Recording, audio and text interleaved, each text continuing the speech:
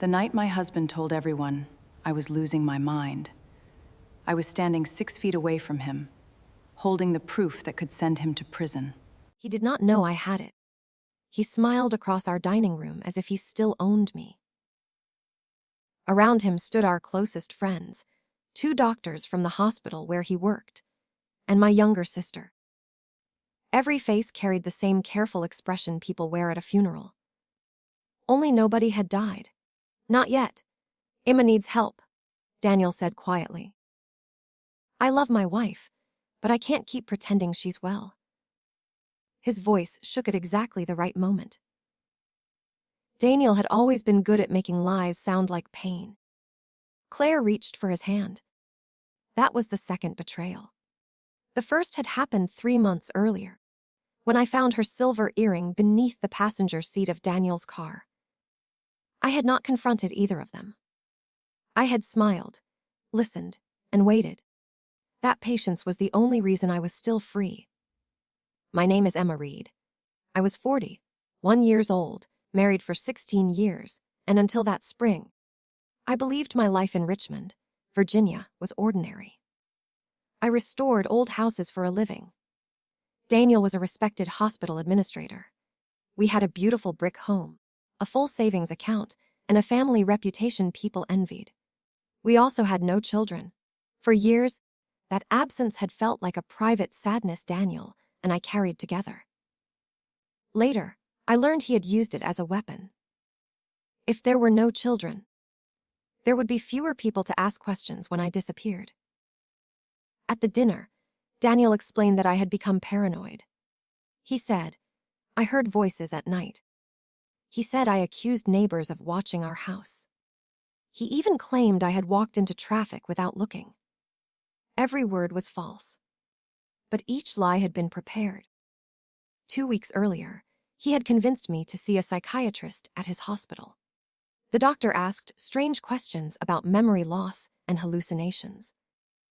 I answered honestly, but Daniel later told our friends that I had refused treatment. Then things began moving around our house. My keys appeared in the freezer. The stove was left burning. Important appointments vanished from my calendar. Once, I woke on the living room sofa with no memory of leaving our bed. Daniel always found me after something happened. He would hold my shoulders and say, Emma, this is getting dangerous.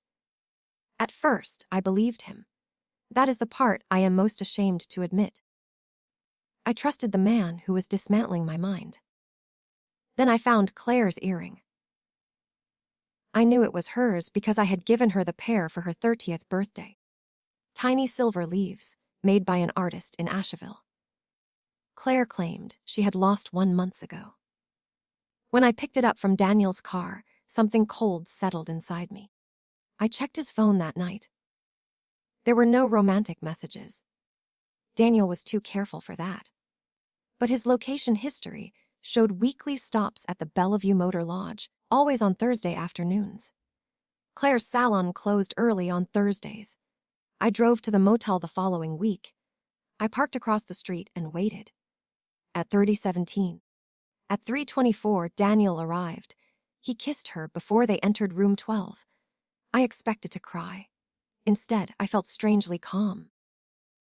Their affair explained the distance between us, but it did not explain the stove, the missing appointments, or why Daniel wanted people to believe I was unstable. An affair could end a marriage. What he was doing felt designed to end my life. So I went home and began investigating. I installed small cameras in the kitchen, hallway, and bedroom.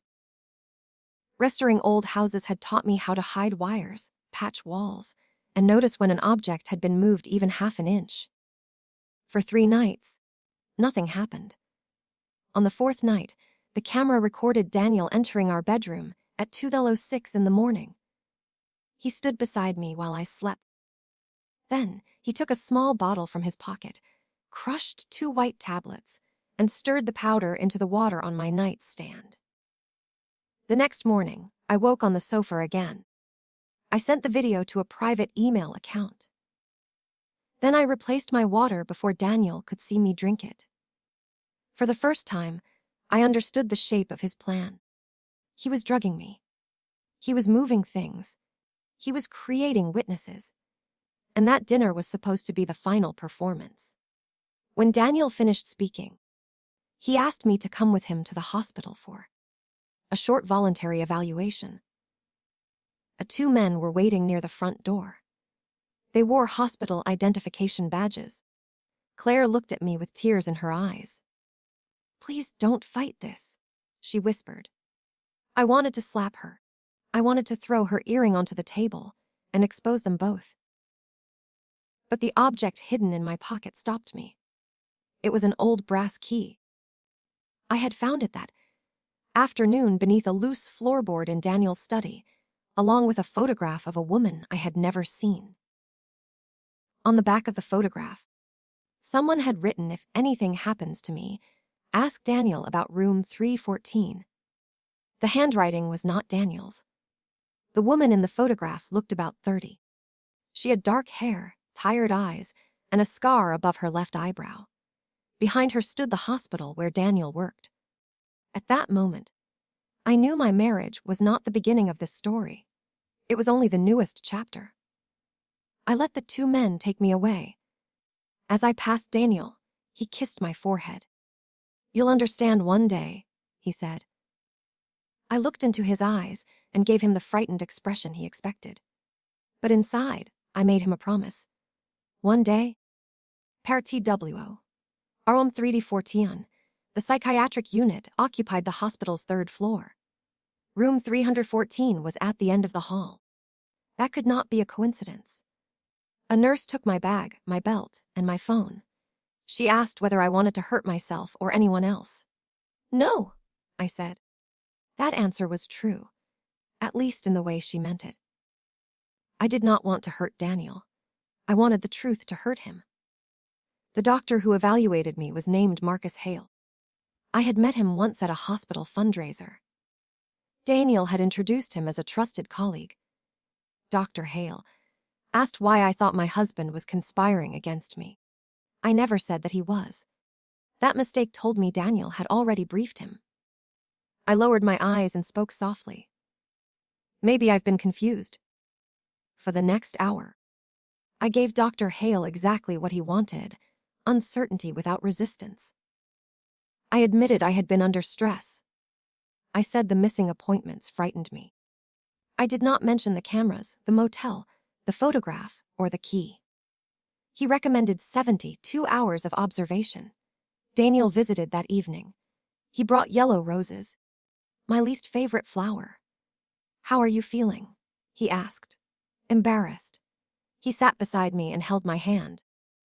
"There's nothing to be embarrassed about." His wedding ring felt cold against my skin. "What happens after 3 days?" I asked. "We'll take it one step at a time." He would not meet my eyes. Then he asked a question that confirmed my fear. "Did you move anything in my study?" I shook my head. "Why?" "No reason." He searched my face for several seconds. Then he smiled. After he left, I went to the nurse's station and asked for clean towels. The nurse pointed toward a supply closet near the end of the hall. Room 314 stood 2 doors beyond it. The room was no longer used for patients. Its narrow window had been painted over, and a keypad had replaced the usual lock. The brass key in my pocket clearly did not fit, but old buildings have memories. During a hospital renovation 5 years earlier, my company had restored woodwork on the 3rd floor. I remembered the service stairwell behind the west wall and the maintenance corridor connecting several locked rooms. At 200 in the morning, I pretended to sleep until the night nurse completed her rounds. Then I slipped into the supply closet. Behind a shelving unit, I found the painted outline of an old access panel.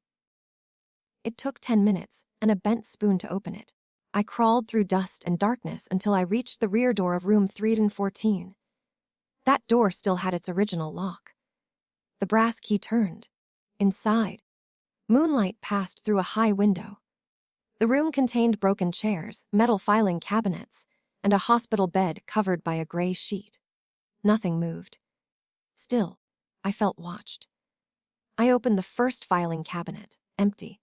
The second contained old billing records. The third was locked. My key opened that too. Inside were 6 patient files. Every patient was a woman. Every woman had been admitted after a husband or partner reported sudden paranoia, confusion, or dangerous behavior. 3 had been treated by Dr. Hale.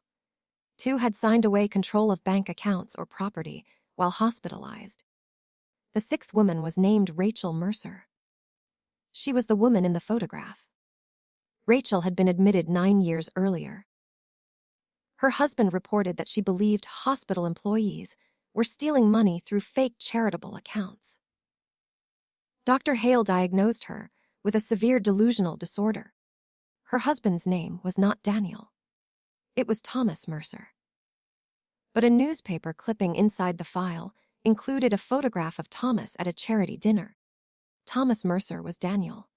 He had darker hair then, a beard, and a different last name. But I knew the shape of his smile. I knew the small bend in his left ear. I knew the eyes that never looked warm, even when his mouth did. Rachel was not a stranger.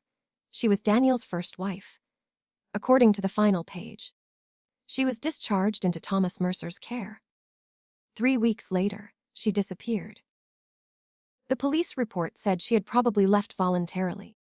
I heard footsteps in the maintenance corridor. I closed the cabinet and moved behind the door. Dr. Hale entered. He did not turn on the light. He walked directly to the locked cabinet and pulled the handle. Then he stopped. He had noticed the dust disturbed on the floor. I held my breath. "You should have stayed asleep, Emma," he said. My heart struck my ribs. He knew I was there. I ran. He grabbed my hospital gown, but the fabric tore. I pushed through the rear door and crawled into the service corridor. Hale followed until an alarm sounded somewhere on the unit. I had pulled the fire alarm before entering the room. Doors opened. Nurses shouted. Patients filled the hallway. In the confusion, I returned to my room. But I had taken Rachel's file. I folded it beneath my mattress seconds before a nurse entered. Dr. Hale appeared behind her. His face was calm again. "Emma," he said, "did you leave this room?" I stared at him as if confused. I was sleeping. He knew I was lying. I knew he knew. That changed everything. I was no longer simply trapped in a hospital. I was trapped inside their secret. The next morning, Daniel arrived early. He said my condition had worsened and Dr. Hale wanted to extend my stay. For how long? As long as necessary. I began to cry. The tears were real. Daniel mistook them for surrender. He leaned close and whispered, "If you cooperate, this can be comfortable." That was when I saw a faint red scratch on his neck. Claire had given it to him. My husband had stolen my freedom, my name, and possibly another woman's life. My sister had helped him. But they had made one mistake. They still thought I was alone. Before the hospital took my phone, I had scheduled an email to send automatically if I did not cancel it by midnight. The email contained Daniel's drugging video. It was addressed to Leah Monroe, my oldest friend and a criminal defense attorney. At 12:01 that night, my first witness received the truth. Partar E. T. Th. E. Mama Europe C2 ISA PPER. Leah arrived the following morning carrying a leather briefcase and the expression she usually saved for hostile witnesses. "I represent Emma Reed," she told the charge nurse. "No one speaks to her without me. Dr. Hale tried to delay our meeting. Lee threatened to call a judge."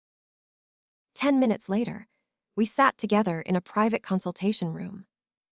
I showed her Rachel's file. For the first time since the dinner, someone looked at me without pity.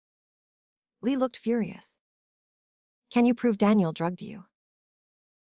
"The video proves he put something in my water." "Did you drink it?" "Not that night. But I did on earlier nights." Lee immediately requested blood and hair tests from an independent laboratory. She also demanded copies of every hospital record connected to my admission. The hospital released me that afternoon. They called it a misunderstanding. Leah called it fear. I did not return home. I stayed in a small apartment above her office, where Daniel could not reach me without being seen. My hair test revealed traces of zolpidem, a powerful sleep medication I had never been prescribed. Leah took the results and video to the police. The detective listened politely, then explained that a husband placing medicine in his wife's water could be difficult to prosecute without proof of intent. When Leah mentioned Rachel Mercer, his expression changed. "That case is 9 years old," he said, "and still open." Lee replied. His name was Detective Owen Price. He was near retirement and looked permanently tired, but he agreed to review the file. Meanwhile, I studied the 6 women from room 314. 4 were alive. 1 had died in what police called an accidental fall. Rachel was missing. I contacted the surviving women carefully. 2 refused to speak. 1 had moved to Oregon and said she remembered almost nothing from her hospital stay. The 4th, Nina Patel, agreed to meet. Nina owned a bookstore in Alexandria. She was 63, with silver hair and sharp brown eyes. When I showed her Daniel's photograph, she dropped her coffee. "He called himself David Crane," she said. Nina had never married him. She had hired him as a financial advisor 12 years earlier. When she discovered money missing from an investment account, strange things began happening. She woke in unfamiliar rooms. Her family found pills in her purse. Dr. Hale diagnosed her with paranoid delusions. During her hospitalization, someone forged her signature and transferred nearly $200,000. "I spent years trying to prove it," she said. "No one believed me." "I believe you." She looked at me for a long time. Then she began to cry. That was the moment my revenge changed. Until then, I had wanted to punish Daniel for what he did to me. After meeting Nina, I wanted to expose everything he had done to every woman who had been called unstable, confused, or difficult simply because she came too close to his truth. Nina gave us bank statements, letters, and a recording she had made during a meeting with Dr. Hale. The recording was unclear, but one sentence could be heard. "If you continue making accusations, we may need to reconsider whether you can safely manage your own affairs." It was not enough by itself. Together with the files, it formed a pattern. Detective Price began taking us seriously. He discovered that Daniel had used at least 4 identities in 15 years. Under each identity, he attached himself to a woman with property, money, or access to financial accounts. But Daniel's current job gave him something bigger. As a hospital administrator, he supervised charitable funds intended to help uninsured patients. Over 7 years, more than $3 million had moved through companies that existed only on paper. Rachel had discovered the scheme. That was why she disappeared. Then Claire called me. I almost ignored her. Her voice shook. "I need to see you." "Talk to my lawyer." "Daniel knows you found the file." My skin went cold. "How?" Hale told him. "Why are you warning me?" She was silent. Then she said, "Because I found blood in his trunk." We arranged to meet in the parking lot of a busy shopping center. Leah watched from another car, and Detective Price had officers nearby. Claire arrived wearing sunglasses, though the sky was gray. There was a bruise along her jaw. "Did Daniel do that?" I asked. She nodded. I felt no satisfaction, only sadness. Claire admitted the affair had begun 8 months earlier. Daniel told her I had become cold and unstable. He said he planned to leave me after arranging treatment. "You believed him." I wanted to. That answer hurt more than an excuse. She had not been fooled because Daniel was perfect. She had been fooled because believing him gave her something she wanted. Claire said Daniel had asked her to help move objects around our house. He claimed he needed witnesses to convince me to accept care. She changed my calendar, hid my keys, and left the stove burning. You could have killed me. Her face collapsed. I know. Then she told me about the trunk. 2 nights earlier, Daniel had arrived at her apartment frantic. He asked to borrow cleaning supplies. When she went to his car, she saw blood beneath the trunk mat and a woman's broken watch. The watch was engraved with the initials RM, Rachel Mercer. For 9 years, everyone believed Rachel was dead. But the blood was fresh. Rachel is alive, I said. Claire nodded. And Daniel knows where she is. Detective Price searched Daniel's car after obtaining a warrant. The trunk had been cleaned, but forensic testing revealed human blood. The watch was gone. Daniel was questioned and released. He claimed the blood came from transporting an injured dog. That same night, Nina's bookstore burned. She escaped through the rear door. On the sidewalk, firefighters found a message painted in black across the brick wall. Stup I G Jianged. Daniel had stopped pretending I was sick. Now he wanted me afraid. But fire does something unexpected to an old house. It destroys the surface, yet sometimes reveals what has been hidden inside the walls. The bookstore fire did the same thing. Security footage showed a delivery van leaving the alley minutes before the flames appeared. The van belonged to a hospital laundry contractor. The contractor also serviced an abandoned rehabilitation center 40 miles outside Richmond. The center had closed 9 years earlier, 3 weeks after Rachel disappeared. Part FAUR, THE Tourette TH BSMT Detective Price warned me not to go near the rehabilitation center. I agreed. Then I went anyway. That was reckless, and I knew it. But Price needed a warrant, and warrants required evidence. Daniel had already burned a building to destroy proof. If Rachel was alive, every hour mattered. Leah refused to let me go alone. We drove out before sunrise and parked half a mile away. The center stood behind dead trees and a rusted fence. Its windows were boarded, but tire marks cut through the weeds. We entered through a broken kitchen door. Inside, the air smelled of mold and bleach. The upper floors were empty. In the basement, we found a steel door with a new electronic lock. I photographed it and called Price. "Get out," he said. "Officers are coming." Then we heard a woman scream behind the door. Leah found a fire extinguisher. I found a loose section of conduit running to the keypad. We smashed both until the lock released. The room beyond had no windows. Rachel Mercer was chained to a hospital bed. She was older than the photograph, painfully thin, and bleeding from a cut on her forehead. But she was alive. When she saw me, she whispered one word. "Emma." I froze. "How do you know my name?" Daniel talks when he thinks no one will hear.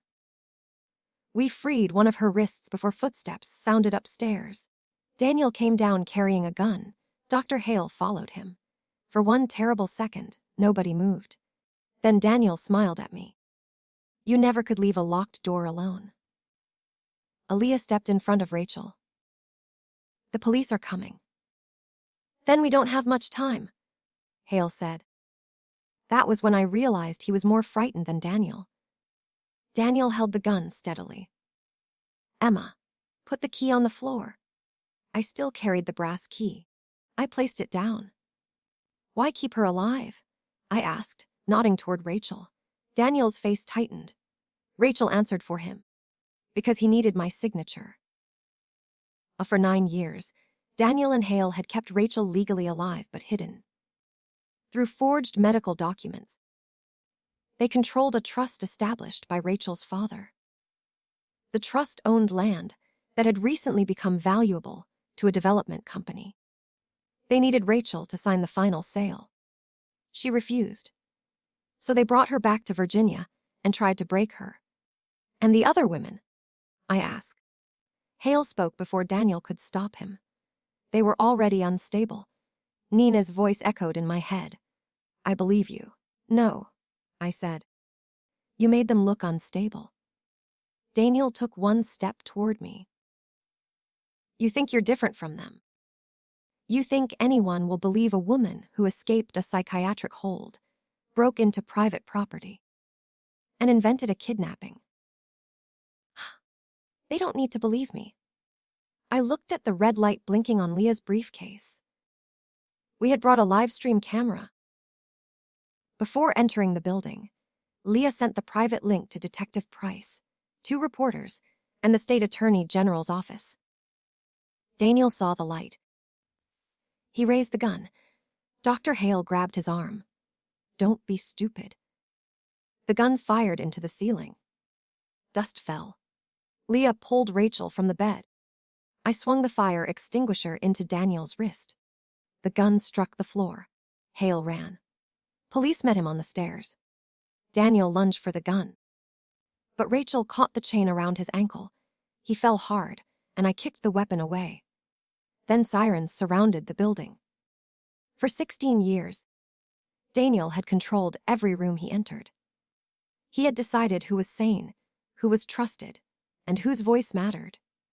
In that basement, for the first time, nobody listened to him. He screamed that I had trapped him. Detective Price placed him in handcuffs. No, I said. You built the trap. I only turned on the light.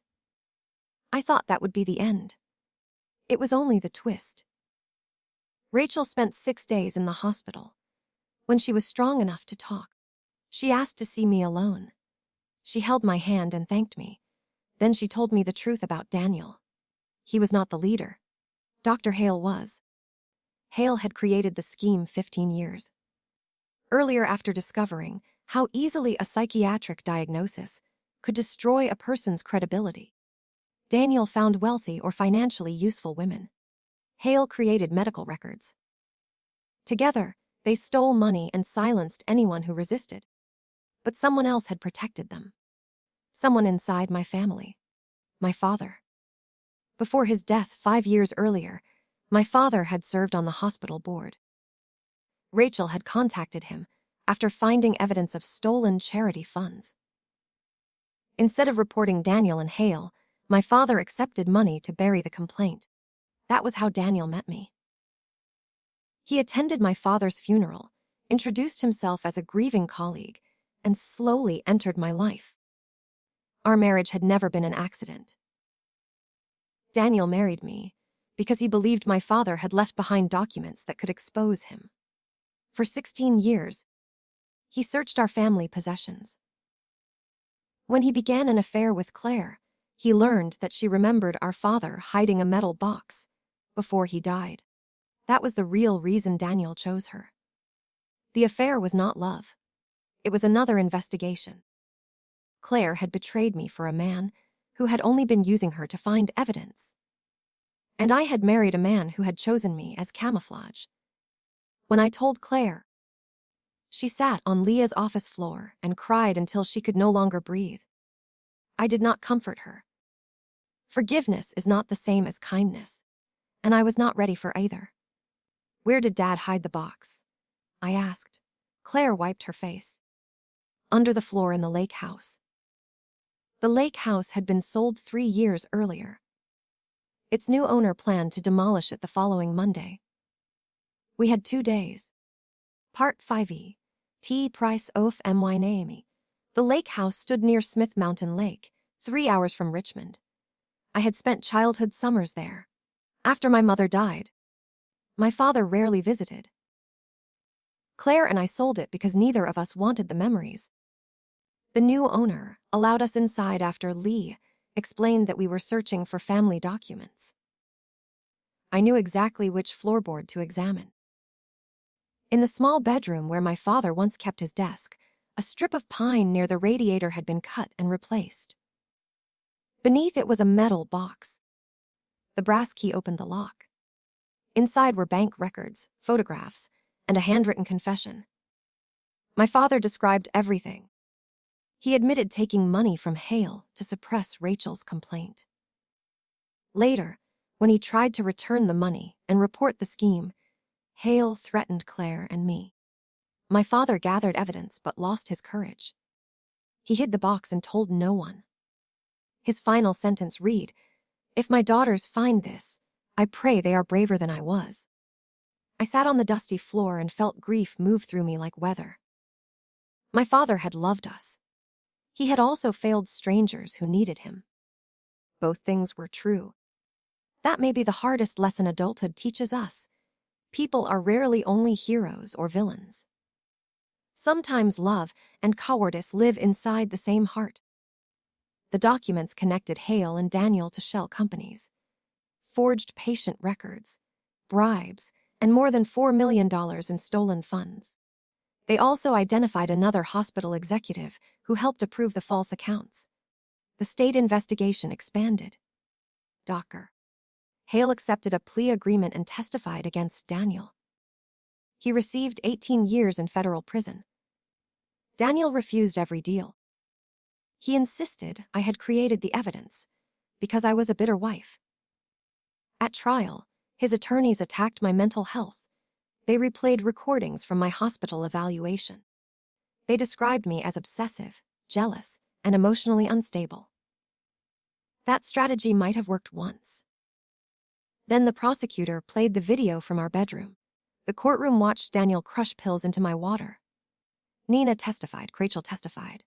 Claire testified, one by one. The women Daniel had tried to silence stood before him and spoke. When it was my turn, I walked past his table without looking down. The prosecutor asked why I had not confronted him after discovering the affair. Because the affair explained his betrayal, I said. It did not explain his plan. What plan? To erase me without killing me. He wanted my friends to doubt me, my doctors to diagnose me, and the law to lock me away. He wanted me alive but unbelievable. Daniel finally looked at me. For the first time, I saw fear in his eyes. The jury found him guilty of kidnapping, fraud, conspiracy, identity theft, unlawful imprisonment, and multiple counts related to drugging and financial exploitation. He received 68 years. As deputies led him away, he turned and shouted my name. I did not answer. That was my revenge, not violence, not rage. I simply refused to belong to him anymore. The hospital settled lawsuits filed by Rachel, Nina, and the other surviving women. Part of the settlement created an independent patient advocacy office. No doctor in that hospital could again order a long psychiatric hold based only on a spouse's statement without an outside review. Nina rebuilt her bookstore. She named the reading room after Rachel. Rachel bought a small home near the Chesapeake Bay. She said she wanted windows in every room and locks only on the inside. Claire and I did not speak for almost a year. She wrote letters. I left them unopened in a drawer. Then, on the anniversary of Daniel's arrest, she came to my new house and stood on the porch in the rain.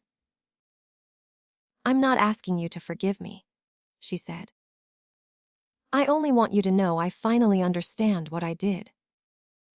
I looked at my sister and saw the girl who used to crawl into my bed during thunderstorms. I also saw the woman who had helped a dangerous man destroy my credibility. Understanding is where responsibility begins, I told her. It isn't where it ends. She nodded. I let her inside. That was not forgiveness.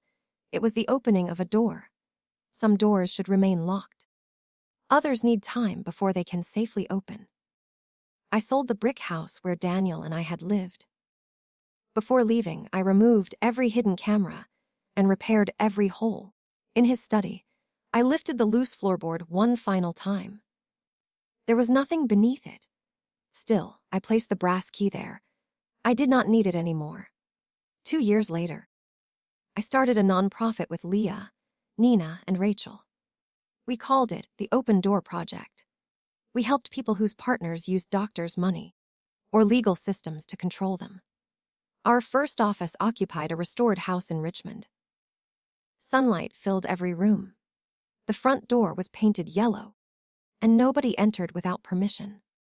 On opening day, Rachel handed me a framed photograph. It was the old picture I had found in Daniel's study, but she had written a new message on the back. "You believed me before you knew me." That gave me my life back.